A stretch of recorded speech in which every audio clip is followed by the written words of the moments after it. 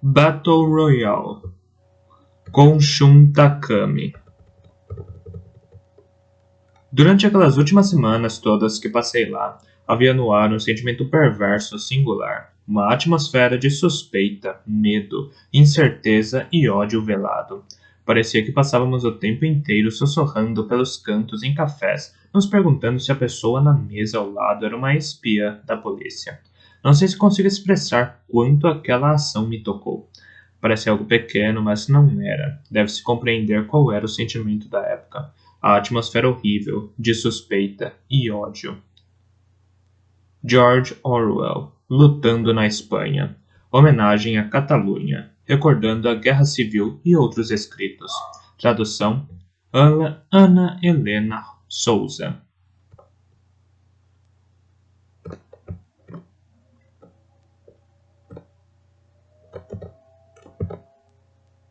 Prólogo. Comunicado Governamental Interno, número 00387461, de 1997. Confidencial. Divulgação externa estritamente proibida. D. Oficial encarregado de defesa do Departamento de Planejamento Especial do Gabinete do Supremo Líder e encarregado de experimentos militares das Forças Especiais de Defesa. Para encarregado do experimento militar do Programa N, 68, 12ª sessão de 1997. Às 18 horas e 15 minutos do dia 20 de maio, durante a inspeção periódica ocorrida no Centro de Processamento de Operações do Governo Republicano, foram confirmados indícios de uma invasão externa no sistema operacional. Aparentemente, a invasão aconteceu na manhã de 12 de março e uma investigação detalhada busca, no momento, sinais de prováveis ataques posteriores. Detalhes como a identidade do suspeito, objetivos e informações que vazaram também estão sendo apurados. Porém, em virtude do alto nível de sofisticação do método usado na invasão, prevê-se a necessidade de tempo considerável para o levantamento de todos os dados.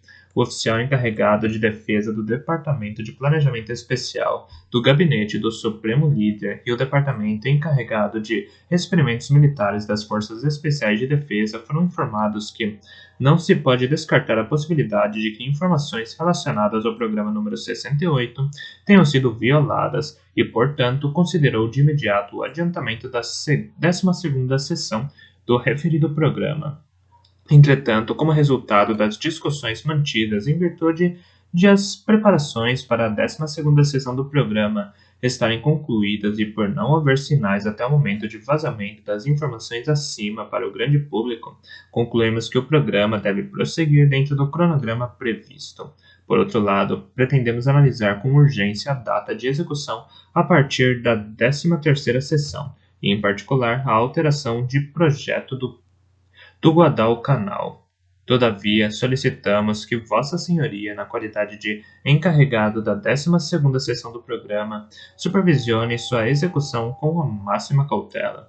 Igualmente, solicitamos também adotar o devido cuidado em relação ao incidente de infiltração no centro de processamento, tratando-o como informação altamente sigilosa.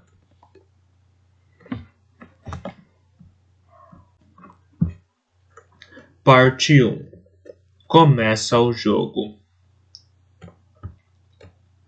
0.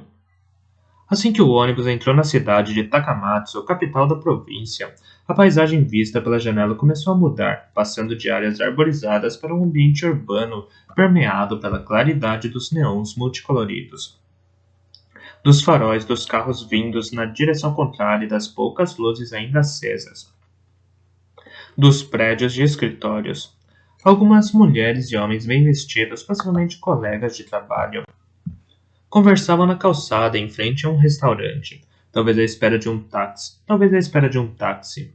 Jovens de aspecto abatido fumavam, sentados no estacionamento bem cuidado de uma loja de conveniência. No cruzamento, um senhor com um ar de operário esperava em sua bicicleta o semáforo abrir para atravessar.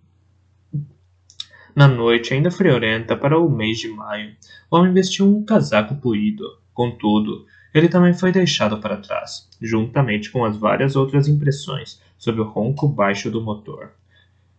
O relógio digital acima do assento do motorista mudou para 20h57. Shuya Nanahara, o estudante número 15, contemplou por um tempo essa paisagem noturna, olhando para além do rosto de Yoshitoki Kuninobu. O estudante número 7, que sentado ao lado da janela não cansava de remexer o interior de sua bolsa. Depois, Shuya esticou um pouco a perna direita para o corredor entre as fileiras de assentos. Calçava tênis Keds, comuns antigamente, mas agora difíceis de se encontrar. A lona interna rasgara. No calcanhar direito, refios se projetavam como se fossem bigodes de um gato.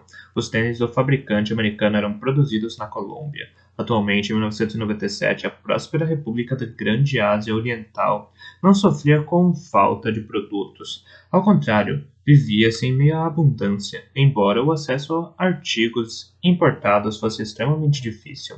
Era de se esperar por causa da política de semi-isolacionismo adotada pelo país. Além disso, os Estados Unidos eram um país inimigo. O governo os chamava de imperialistas americanos, denominação empregada nos livros didáticos.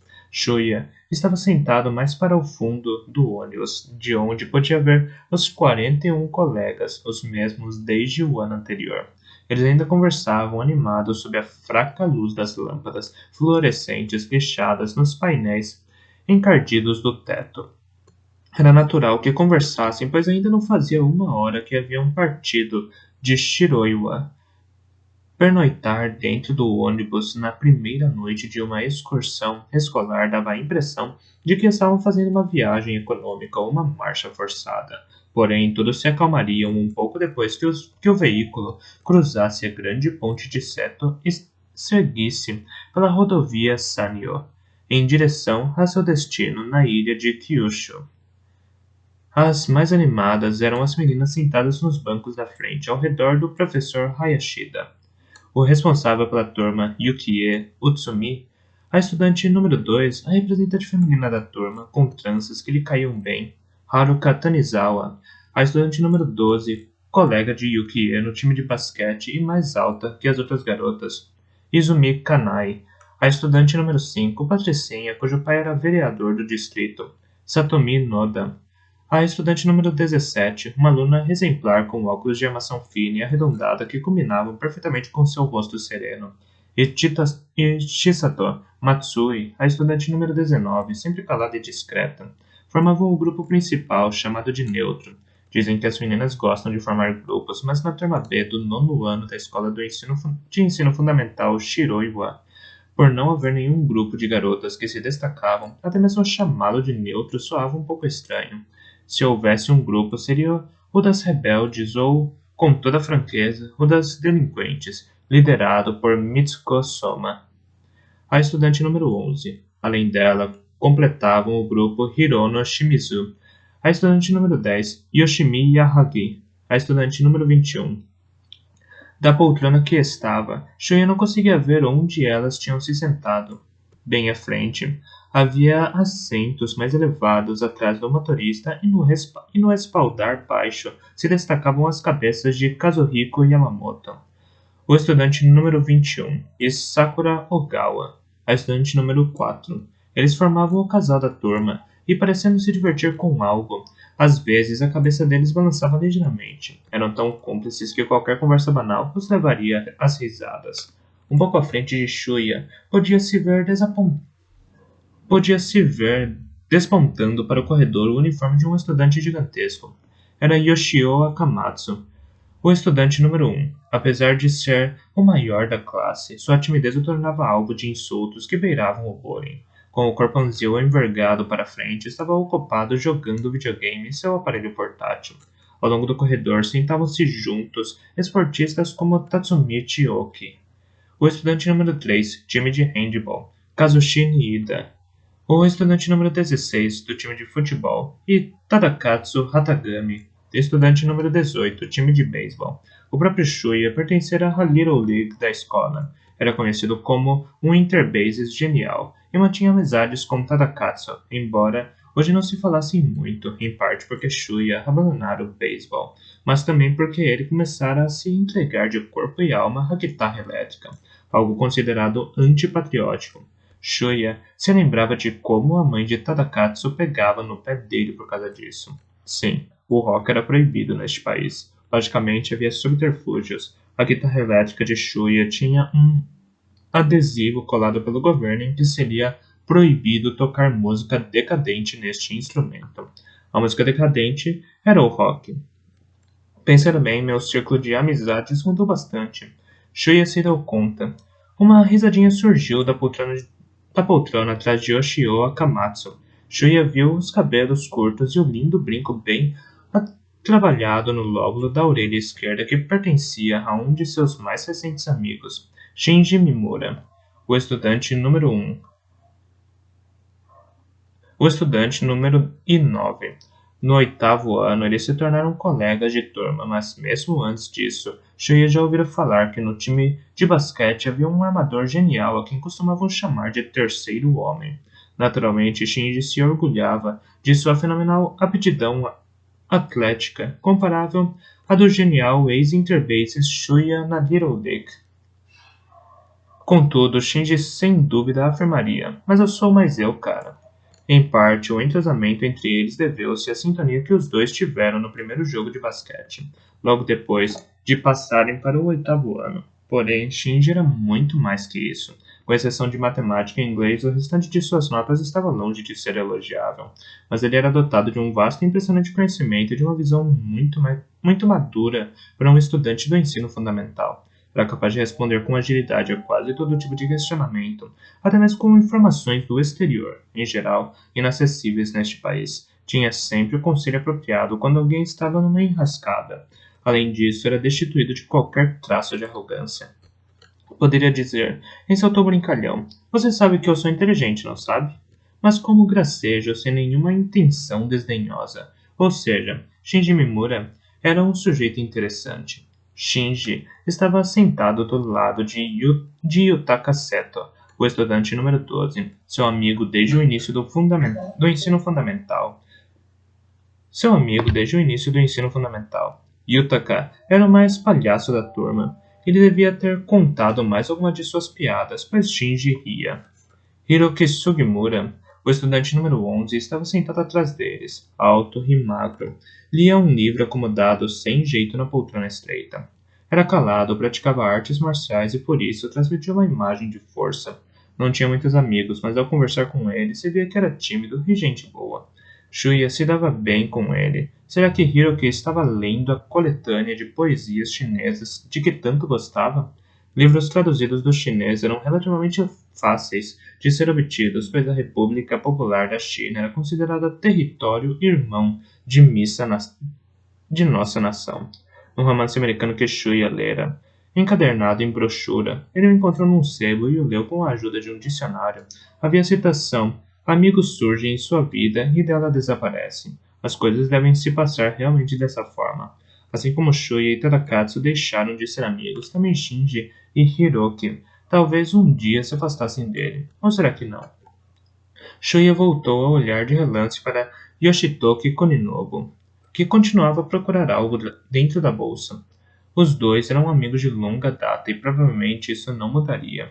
Era assim desde que molhavam seus lençóis, durante a noite na Casa de Caridade, instituição católica de nome um tanto quanto pomposo que abrigava órfãos e crianças em circunstâncias que as impediam de viver com os pais. O mais correto seria dizer que os dois estavam irremediavelmente unidos pelo infortúnio. Talvez seja melhor aproveitar para explicar um pouco sobre religião. Neste país assentado num tipo peculiar de socialismo estatal cujo ápice é o detentor do poder máximo denominado Supremo Líder, vivemos sob um regime fascista bem-sucedido, em que outra parte do mundo há algo tão malévolo, Shinji Mimura segredou certa vez, franzindo o senho. Não existe algo a que se possa chamar de religião. O que há é apenas uma crença no sistema do Estado que não chega a infringir qualquer religião existente. Portanto, as atividades religiosas são livres desde que moderadas, mas em contrapartida não há nenhuma garantia sobre elas. Assim, apenas os verdadeiros fiéis continuam a praticá-las. O próprio Shuya nunca teve orientação religiosa, mas pelo menos fora graças à religião que pudera crescer normalmente e sem privações. Acreditava que devia ser grato por isso. Havia também orfanatos estatais cujas instalações e sistemas deviam ser péssimos, não passando de centros de treinamento de soldados das Forças Especiais de Defesa. Nota: passagem do romance O Corpo, de Stephen King. Abre aspas, amigos surgem em sua vida e dela desaparecem como garçons num restaurante. Você nunca notou isso? Fecha aspas. Nota do tradutor. Shuya virou a cabeça e olhou para trás.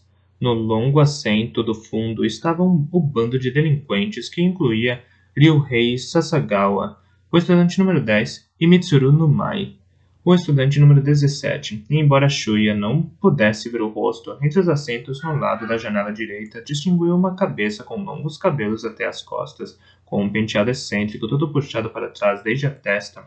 A cabeça permanecia imóvel, embora do seu lado esquerdo, na realidade, Ryuhei Sasagawa estava abrindo um espaço de 2 assentos entre eles. Os outros estivessem rindo de modo grosseiro por causa de alguma conversa meio indecente. Talvez estivesse dormindo ou, quem sabe, olhasse atentamente as luzes da cidade, como fizera Shuya até pouco antes. Para Shuya, era um grande mistério que Kazuo Kiriyama, o estudante número 6, participasse de algo tão infantil como uma excursão escolar. Kazuo era um rapaz carismático entre os estudantes delinquentes das redondezas, que incluíam, obviamente, Ryuhei e Mitsuru. Não era do tipo grandão, seu porte físico se assemelhava ao de Shuya, mas Kazuo punha abaixo, com facilidade, estudantes do ensino médio e discutia em pé de igualdade com mafiosos e yakuza. Ao que parecia, sua fama se tornara lendária por toda a província. Ele deveria ter as costas quentes pelo fato de seu pai ser o renomado presidente de uma importante empresa local. Corriam boatos de que era filho ilegítimo, mas Shuya nunca se interessou em saber. Logicamente, não era apenas isso. Ele era inteligente, seu rosto possuía traços nobres e sua voz, embora não fosse particularmente de tom elevado, transmitia certo autoritarismo. Era o representante masculino da turma. Kiyoshi Vyotobuchi, o estudante número 20, que estudava com afinco e quase não dormia. Nas práticas esportivas, Kazuo demonstrava elegância e excelência praticamente imbatíveis. Na escola Shiroiwa, os únicos aptos a competir com ele em pé de igualdade seriam os geniais ex-interbases Shuya e o atual armador da equipe de basquete Shinji Mimura. Sob todos os aspectos, Kazuo Kiriyama era perfeito. Por que então um rapaz tão perfeito se tornara líder do grupo de estudantes delinquentes? Shuya não tinha nada a ver com isso, mas podia sentir que Kazuo transmitia uma sensação de mal-estar quase tátil. Shuya não conseguiria identificar o motivo. Kazuo nunca se comportara mal na escola e jamais maltrataria Yoshio Wakamatsu, como Ryuhei Sasagawa costumava fazer. Porém, havia algo muito sombrio em relação a ele. O que poderia ser? Pelo menos era essa a sensação que ele passava. Kazuo faltava muito à escola. Era a piada mais cômica deste mundo afirmar que ele estudava. Em todas as aulas, ele apenas permanecia sentado, impassível, tão quieto que parecia pensar em algo que não tinha nenhuma ligação com a matéria. Se o governo não impusesse com tanta veemência o ensino compulsório, ele provavelmente nem apareceria na escola. Bem, não se sabe. Talvez se tornasse assíduo apenas por capricho. Seja como for, apesar de Shuya imaginar que Kazuo jamais participara de uma excursão escolar, eis que ele resolvera dar as caras. Shuya contemplava o painel de iluminação do teto que refletia uma luz sobre Kazuo quando uma voz agradável o trouxe de volta à realidade. Shuya contemplava o painel de iluminação do teto que refletia uma luz sobre Kazuo quando uma voz agradável o trouxe de volta à realidade. No assento vizinho do outro lado do corredor, Noriko Nakagawa, a estudante número 15, estendeu-lhe um pacote envolto num celofane transparente primoroso. O embrulho, que cabia na palma das mãos dela, brilhava como água sob a luz branca que vinha do teto e se via através dele que estava cheio de pequenos círculos marrom claros, provavelmente cookies. Uma fita dourada envolvia com firmeza a boca do pacote num lenço, com formato de gravata borboleta, assim como Yukie Utsumi Noriko Nakagawa também integrava o grupo neutro de garotas. Tinha olhos dóceis e bem negros, um rosto arredondado feminino e cabelos que se alongavam até os ombros, de estatura pequena. Era muito brincalhona, ou seja, uma garota comum. Uma característica a ser notada era o fato de ser a primeira da classe em redação. Ou seja, uma garota comum. Uma característica a ser notada era o fato de ser a primeira da classe em redação. Shuya costumava conversar bastante com Noriko sobre isso, pois nos intervalos das aulas ele escrevia letras de canções na margem do caderno, que ela às vezes queria ver. Em geral, Noriko passava a maior parte do tempo com garotas do grupo de Yukie. Mas por ter chegado atrasada hoje, acabou sentando naquele lugar. Shuya esticou metade do braço e arqueou as sobrancelhas, curioso. Por algum motivo, Noriko falou um pouco perturbada. Meu irmão me encheu a paciência para assar cookies. Sobraram esses. Perderam o sabor depois de um tempo. Você e o Sr. Nobu podem comer, se quiserem. Sr. Nobu era o apelido carinhoso de Yoshitoki Kuninobu. Era apropriado à personalidade de Yoshitoki, pois apesar dos olhos grandes e afáveis, às vezes ele demonstrava maturidade e sapiência.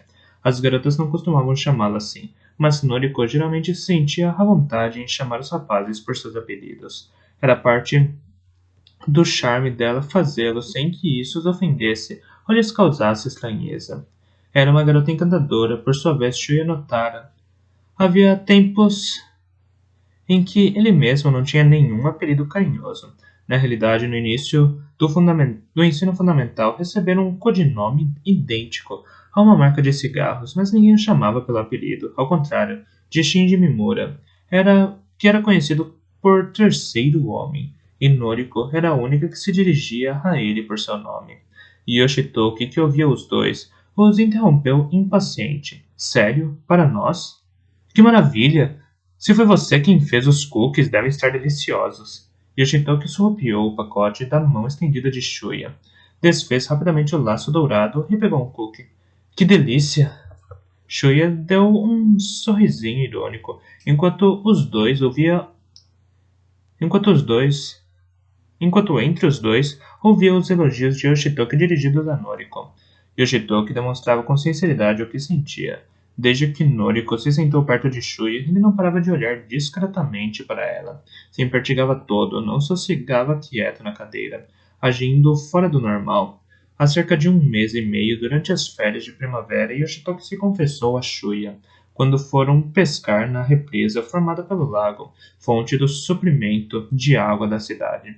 Shuya, estou apaixonada por uma garota. Hã? E quem é a Felizarda? Nakagawa. Da nossa turma? Isso mesmo.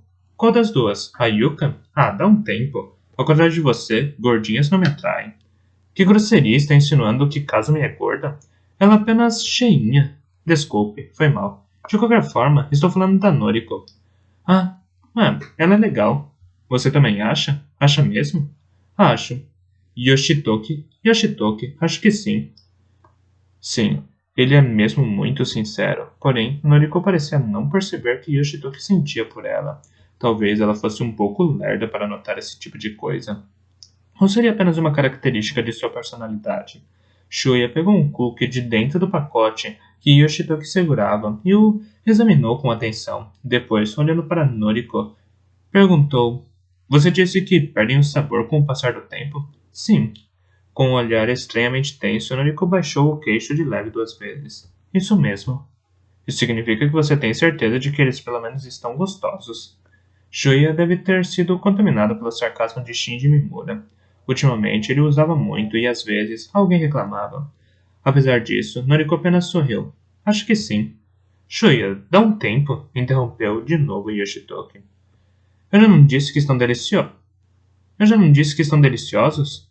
Não é, Noriko? Obrigada, você está sendo gentil. Noriko agradeceu, sorrindo.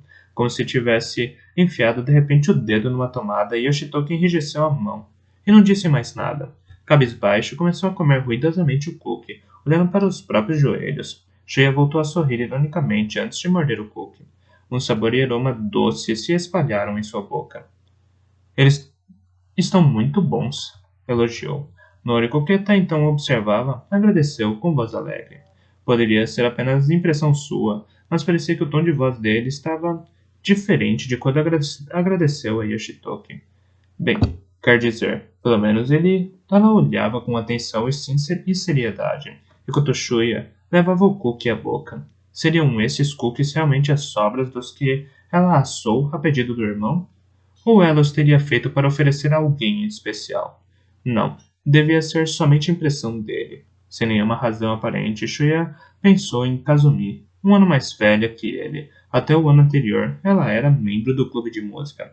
Nas atividades dos clubes escolares na República da Grande Ásia Oriental, o rock fora banido do repertório dos concertos. Mesmo assim, quando a professora e consultora Miyata se ausentava, os membros do clube costumavam tocar rock para passar o tempo.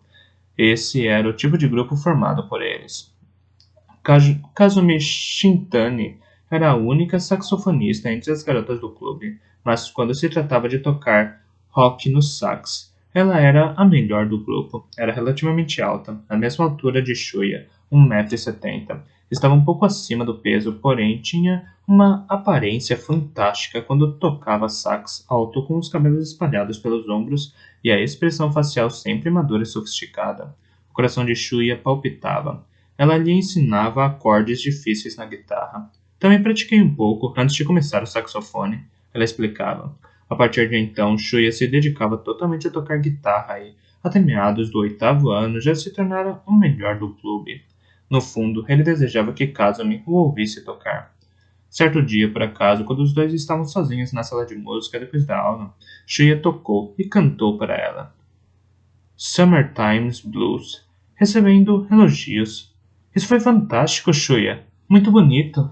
Nesse dia, ele comprou pela primeira vez uma latinha de cerveja e ergueu um brinde solitário. Estava deliciosa, porém, 3 dias depois, quando se declarou a ela, dizendo: Olhe, eu gosto muito de você. Ela foi franca. Desculpe. Estou saindo com alguém. Ela se formou e entrou numa escola de ensino médio que tinha um departamento de música justamente com esse alguém com quem estava saindo. Pensando bem naquelas férias de primavera na represa, depois de confidenciar o que sentia por Noriko, Yoshitoki perguntou a Shuya. E você ainda está apaixonado por Kazumi? Ao que ele respondeu, sim, talvez a ame por toda a minha vida. Yoshitoki ficou perplexo. Calma aí. Mesmo sabendo que ela está comprometida, lançando a isca prateada bem longe, com a mesma firmeza com que atiraria uma bola para além do alvo, Shuya explicou. E daí? Shuya tirou o pacote de cookies das mãos de Yoshitoki, que permanecia cabisbaixo. Você vai comer tudo sozinho? Não vai deixar nada para Noriko? Opa, foi mal.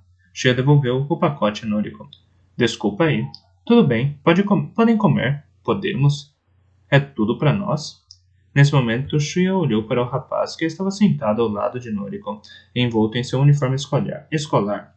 Shogo Kawada, o estudante número 5, tinha o corpãozinho encostado contra a janela, os braços cruzados e os olhos calmamente fechados. Talvez estivesse dormindo. Seu cabelo era raspado à máquina, praticamente no estilo dos monges, e no rosto, que fazia Shuya lembrar dos mambembes em festivais de rua, espalhava-se a barba por fazer.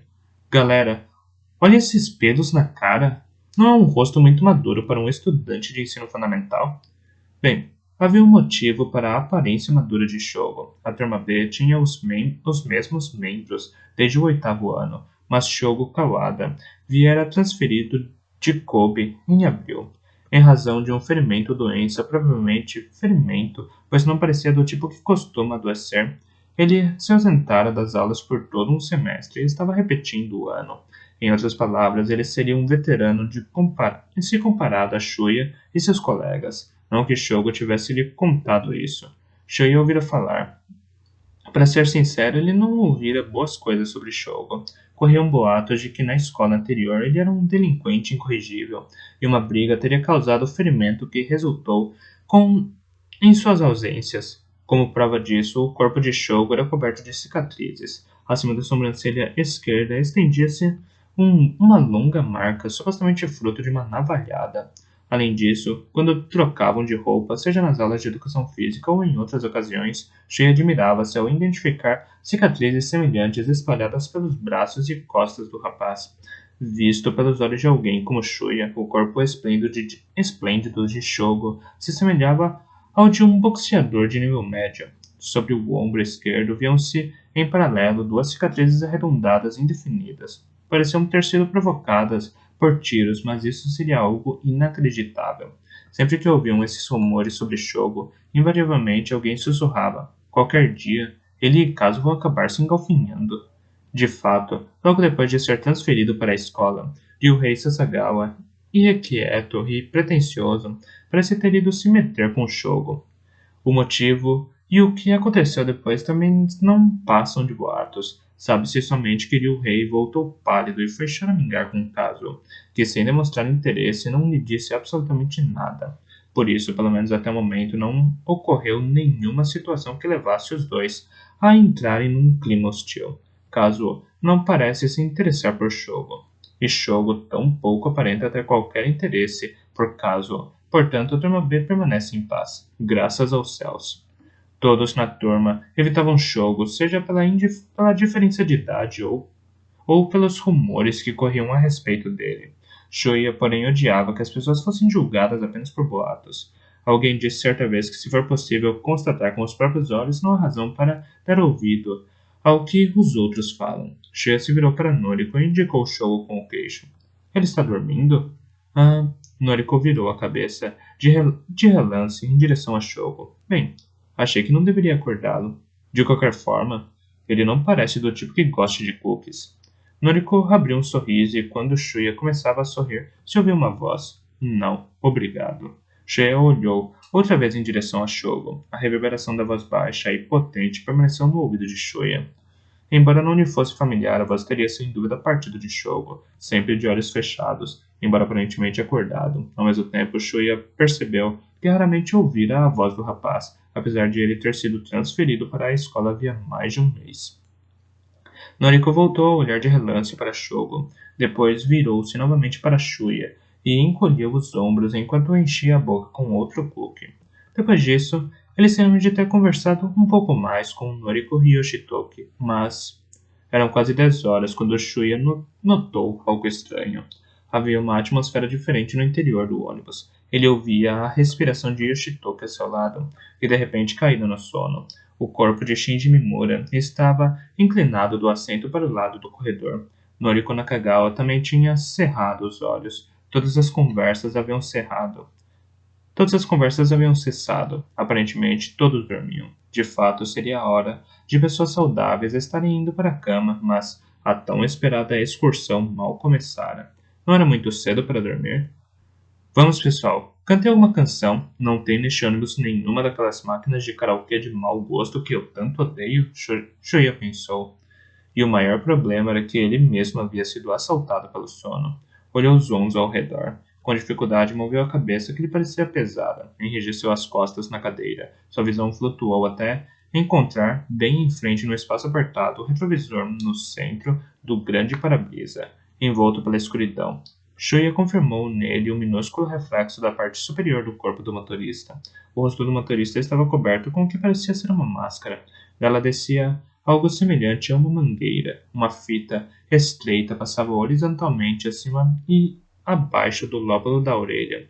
O que seria aquilo? Salvo pela mangueira, se estendendo para baixo, parecia uma máscara de oxigênio daquelas de emergência usada em aviões. Seria impossível respirar dentro do ônibus? Senhores passageiros, em virtude de um problema no motor do ônibus, realizaremos uma parada de emergência. Que não apertar com firmeza seus cintos de segurança, ponham a máscara de oxigênio e sigam as instruções da tripulação. Só podia ser piada.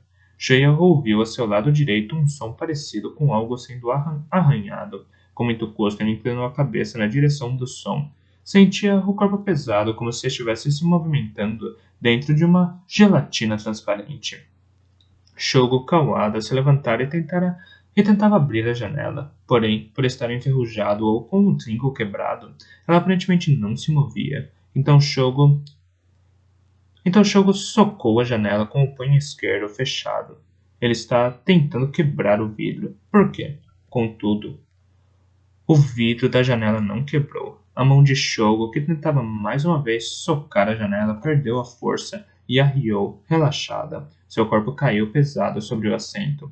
Shuya pensou ter ouvido a mesma voz baixa de pouco antes exclamar de forma indistinta: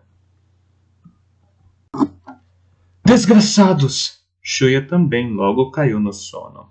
Naquele mesmo instante, homens em sedãs preto visitavam a família de cada estudante no distrito de Shiroiwa.